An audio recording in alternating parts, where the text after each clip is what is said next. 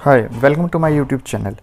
आज हम बात करेंगे आईसीआईसीआई बैंक के क्वार्टरली रिजल्ट के बारे में। कैसे रहे हैं उसके क्वार्टरली रिजल्ट, कैसा रह सकता है उसका फ्यूचर आउटकम और ग्रोथ कैसे रह सकती है इस शेयर्स की, क्या आपको इसमें इन्वेस्ट करना चाहिए या नहीं करना चाहिए। अगर आपने अभी तक हमारा यूट्यूब चैनल सब्सक्राइब नहीं किया है तो सब्सक्राइब कर लें, बेल आइकन भी दबा दीजिए। तो देखिए, इसका जो रिज़ल्ट है वो आया था 21 जनवरी 2023 को। आईसीआईसीआई बैंक की हम बात कर रहे हैं, क्वार्टरली आया था।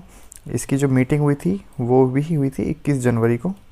ठीक है, तो अब हम इसमें देखते हैं कैसे रहे इसके रिजल्ट। ये जो बोर्ड मीटिंग थी ये थी 11:26 पे स्टार्ट हुई थी और ये 3:48 पे ख़त्म हो गई थी। ये है स्टैंड अलोन फाइनेंशियल स्टेटमेंट। इसके अंदर खाली आईसीआईसीआई बैंक की ही फाइनेंशियल्स होंगे, ये कंसोलिडेटेड नहीं है। कंसोलिडेटेड अलग होती है, जिसके अंदर सब्सिडरी की भी जो उन्होंने अर्निंग की होती है वो आईसीआईसीआई बैंक के जो मेन कंपनी है उसके अंदर मर्ज करके वो दिखाई जाती है। अब ये है स्टैंड अलोन। तो इसके अंदर आप देखोगे टोटल इनकम दिसंबर 2021 के अंदर 27 थी, फिर 31 हुई, अब ये 33,000 करोड़ पहुंच गई है। तो मीन्स टोटल इनकम जो है वो बढ़ गई है।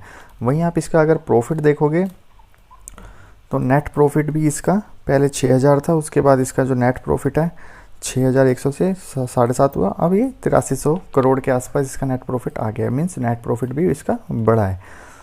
तो रिज़ल्ट ओवरऑल अच्छा है। वहीं आप इसका अगर paid up equity share capital देखोगे तो जो है ये आई है प्रॉफिट के हिसाब से, जितने शेयर होते हैं उसको ये डिवाइड कर देते हैं, उस हिसाब से आप देखो तो 1395 का इसका इस टाइम का पर शेयर वैल्यू जो आई है, मार्केट वैल्यू आई है शेयर की।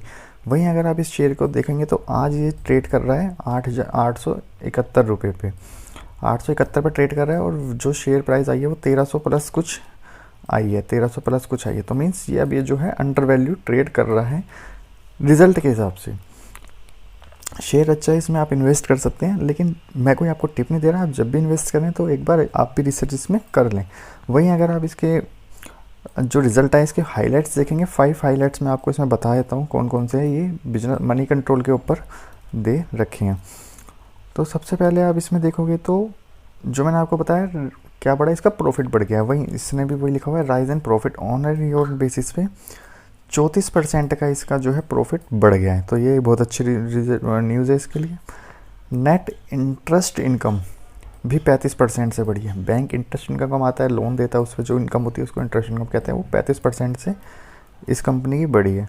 वहीं अगर आप इसके प्रोविजंस देखेंगे तो बैंक ने इंक्रीज़ हो गए हैं, वो भी प्रोविजंस इंक्रीज़ होना इतनी अच्छा नहीं माना जाता, लेकिन वो इंक्रीज़ हुए हैं 12.5% से। वो क्यों हुए हैं?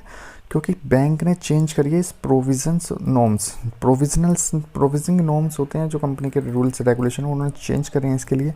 इस वजह से इसके प्रोविजंस जो है वो बढ़ गए हैं। वहीं आप डिपॉजिट की ग्रोथ देखोगे तो वो भी 14.5% के हिसाब से बढ़ी है, 11 और 14.5 के हिसाब से एंड पीरियड टू एंड बढ़ गई है। वहीं अब एवरेज अकाउंट देखोगे, करंट और सेविंग डिपॉजिट भी इंक्रीज़ हुई है 10.5% से। असेट्स क्वालिटी थोड़ी कम हुई है, डिक्लाइन हो गई है 3% से, जो कि नेगेटिव है। बट आप अगर रिज़ल्ट देखोगे 5 में से 4 बढ़ी है और 1 कम हुई है, तो उस हिसाब से ही रिज़ल्ट अच्छा है इसका। आप इसमें पैसा लगा सकते हैं। बाकी पैसा लगाने से पहले आप एक बार रिसर्च ज़रूर कर लें। और ऐसे ही आप शेयर एनालिसिस के टिप्स जानना चाहते हैं तो हमारा चैनल सब्सक्राइब कर लें। धन्यवाद।